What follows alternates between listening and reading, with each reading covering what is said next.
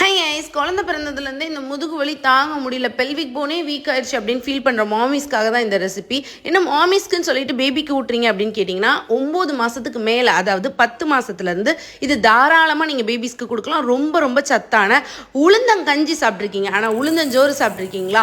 உளுந்தஞ்சோறு ரொம்ப ஈஸிங்க செய்கிறது. இந்த கிளாஸில் உளுந்து எடுத்திருக்கேன் பார்த்தீங்களா, அதே கிளாஸில் ரைஸும் எடுத்திருக்கேன். ரெண்டும் சரிசமம் 1:1 தான் ரேஷியோ.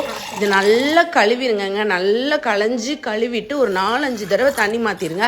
2 கிளாஸ் வாட்டர் ஆட் பண்ணிக்கேன், 2-2.5 கிளாஸ் ஆட் பண்ணிக்கலாம். அதுக்கப்புறம் கொஞ்சம் உப்பு, 10 பல் பூண்டு, 1 ஸ்பூன் சீரகம்ங்க, அவ்வளவே தான். விசில் வச்சு எடுத்துருங்க, ஒரு 4-5 விசில் வச்சு எடுத்துகிட்டு பேபிஸ்க்கு நீங்கள் தாராளமாக ஊட்டலாம். 10 மாதத்துலேருந்து பேபிஸ்க்கு நீங்கள் தாராளமாக ஊட்டலாம். எவ்வளோ அழகாக குழஞ்சி வந்திருக்குன்னு பாருங்கள். இதுக்கு நாட்டுக்கோழி குழம்பு தான் சூப்பர் காம்போ. அது போல ஃபிஷ் கறி எதுனாலுமே நீங்கள் வச்சுக்கலாங்க. என்னோட பேபி இதை ரொம்ப விரும்பி சாப்பிடுவாங்க. தேங்காய் பால்லையே இந்த சிக்கன் குழம்பு நான் வச்சுருக்கேன். கண்டிப்பாக இதை ட்ரை பண்ணி பார்த்துட்டு எப்படி இருக்குன்னு கமெண்ட்டில் சொல்லுங்கள்.